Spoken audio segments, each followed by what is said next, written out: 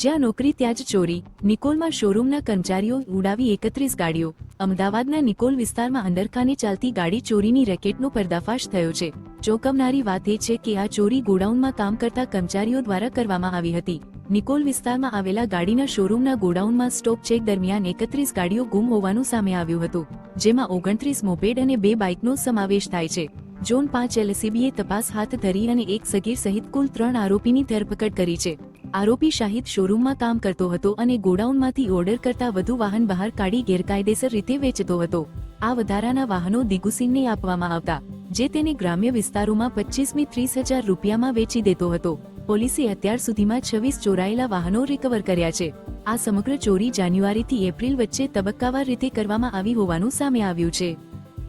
Nikol police સ્ટેશનમાં single Honda શોરૂમમાંથી એક ફરિયાદ મળેલી હતી, જેમાં તેઓના મેનેજર દ્વારા આ વર્ષમાં 1 જાન્યુઆરીથી લઈને અત્યાર સુધી કુલ તેમના ગોડાઉનમાંથી 31 એક્ટિવા અને 2 હોન્ડા સાઇન ચોરી થયેલી છે તે બાબતની ફરિયાદ આપવામાં આવેલી હતી.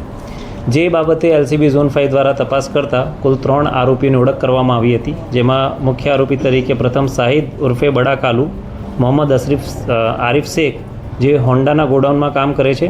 બીજો આરોપી કાયદાના સંઘર્ષમાં આવેલો આરોપી છે, જે પણ હોન્ડાના ગોડાઉનમાં કામ કરે છે. ત્રીજો આરોપી દિગુરાજ ઉર્ફે દિગુ દિલીપસિંહ રાઠોડ, જે હોન્ડા શોરૂમની બાજુમાં આવેલા ટીવીએસના શોરૂમમાં કામ કરે છે. આ આરોપીઓની મોડસ ઓપરેન્ડીમાં તેઓ બ્લેક કલરની એક્ટિવાને ટાર્ગેટ કરતા હતા. ખાસ કરીને જ્યારે શોરૂમ દ્વારા ગોડાઉનમાંથી એક્ટિવાનો ઓર્ડર આપવામાં આવે ત્યારે જેટલો ઓર્ડર આપ્યો હોય તેમાંથી વધારાની એક એક્ટિવા શાહિદ કાઢી લેતો હતો અને તે દિગુને આગળ આપવા માટે આપતો હતો. તેઓ ગ્રાહકોને એવું કહેતા હતા કે આ એક્ટિવાની અંદર ટેકનિકલ અને કંપનીમાંથી ખામી છે, જેથી કંપની અને શોરૂમ દ્વારા એક્ટિવા સસ્તા ભાવે આપવામાં આવશે.